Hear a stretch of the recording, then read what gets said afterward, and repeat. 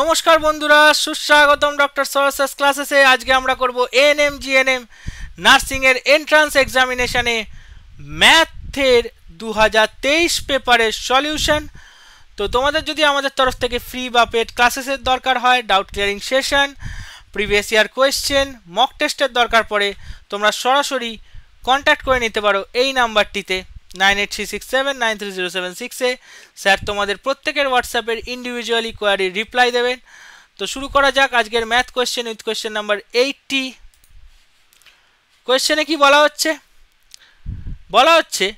The ratio of the height and transverse height of A cylindrical কোন is 4:5। Height মানে উচ্চতা, শঙ্কুর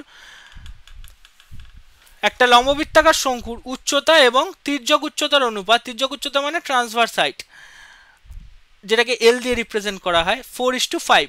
তা what is the ratio of transverse height and the radius of base? Radius of base মানে তাহলে ওই শঙ্কুর তির্যক উচ্চতা ও ভূমির ব্যাসার্ধের অনুপাত কত হবে? তাহলে শঙ্কুর, এটা পরিমিতি জানতে হবে তোমাদের কিছুটা। শঙ্কুর হাইট বলা হচ্ছে ধরে নিই 4x ইউনিট, আর তির্যক উচ্চতাকে ধরে নিই 5x ইউনিট। হাইট 4:5 ছিল। তাহলে আমরা এখানে কি করব, লিখে দেবো x আনুপাতিক ধ্রুবক আর x not equals to 0। x এর পরিচয় দিতে হবে। এবার দেখো HRL বলা আছে, এখানে একটা ফর্মুলা আছে পিথাগোরাসের থিওরি দিয়ে। এইটা যদি একটা লম্ববৃত্তাকার শঙ্কু হয়, এই যে পোর্শনটা, এই পোর্শনটাকে বলা হচ্ছে হাইট, এই নিচের পোর্শনটাকে যে বলা হচ্ছে এটাকে বলা হচ্ছে আর মানে রেডিয়াস বা ভূমির ব্যাসার্ধ, আর এই পোর্শনটাকে বলা হচ্ছে এল। তাহলে দেখো এটা একটা পিথাগোরাসের সূত্র ফর্ম করছে না, পিথাগোরাস ফিগার, সমকোণী ত্রিভুজ।